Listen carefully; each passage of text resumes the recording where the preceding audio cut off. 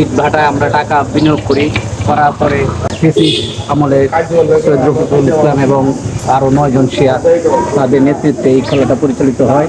তখন আমরা বারবার তাদের কাছে যাওয়ার পরেও আমরা ক্রয়কৃত ইট পাই নাই। এই ইট খোলাটা ভাড়া ছিল ওই মালিকে প্রায় 7 লক্ষ ইট রাখা যায়। মালিক মাল দেওয়ার জন্য 22 জন লেবার এবং ম্যানেজারকে পাঠায়। আমরা তখন তাৎক্ষণিক 25 জন যাই মালগুলি আনার জন্য।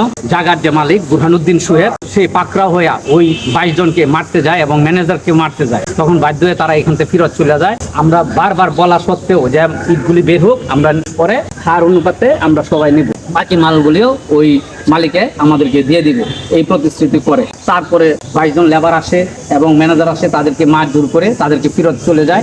এই অবস্থায় 7 লক্ষ ইট রাখা অবস্থায় খোলাটা 3 বছরের জন্য বন্ধ হয়ে যায়। গত 5 তারিখের পরে আমরা ওই খোলা ব্যারিকেড দিই। ব্যারিকেড দেওয়ার পরে আমরা মালা আনার জন্য সকলেই উদ্যুক্ত হই এবং সেই 5 তারিখের পরে আবার একটি প্রচিত্র মহলের মাধ্যমে আমরা ইটগুলি উদ্ধার করতে পারি নাই। আবার সেই ইটগুলি দেখা গেছে আস্তে আস্তে ইট ভাটার যে মালিক বুরহানুদ্দিন সোহেব এবং বাকি যারা আছে 9 জন শেয়ার হোল্ডার, তারা সমস্ত মালগুলি নিয়ে নেয়।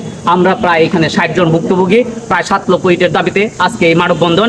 পাশাপাশি আমরা সেই আমাদেরকে প্রাণনাশের হুমকিও তারা দেয় অনেক সময় আমরা গেলে, এবং এই ব্যাপারে আমরা সাধারণ ডায়েরি করি এবং সাংবাদিক সম্মেলন করি এবং গরিপুর থানায় লিখিতভাবে আমরা অভিযোগ দায়ের করি। আজকে আমরা এইখান থেকে আবার টিউনু ম্যাডামের শরণাপন্ন হব। আমরা প্রশাসনের কাছে সুদৃষ্টি চাই এবং বিচার দাবি জানাচ্ছি আজকের এই মানববন্ধনের মাধ্যমে। আমাদের দাবি না হওয়া পর্যন্ত ময়মনসিংহ বিভাগের ডিসি মহোদয়ের আজকের এই মানববন্ধনের মাধ্যমে আমি দৃষ্টি আকর্ষণ করছি। ইঞ্জিনিয়ার ইকবাল সাহেব মন্ত্রী মহোদয়, তারও আমরা দৃষ্টি আকর্ষণ করছি আজকের এই মানববন্ধনের মাধ্যমে। ধন্যবাদ প্রিয় সাংবাদিক ভাইয়েরা আমার।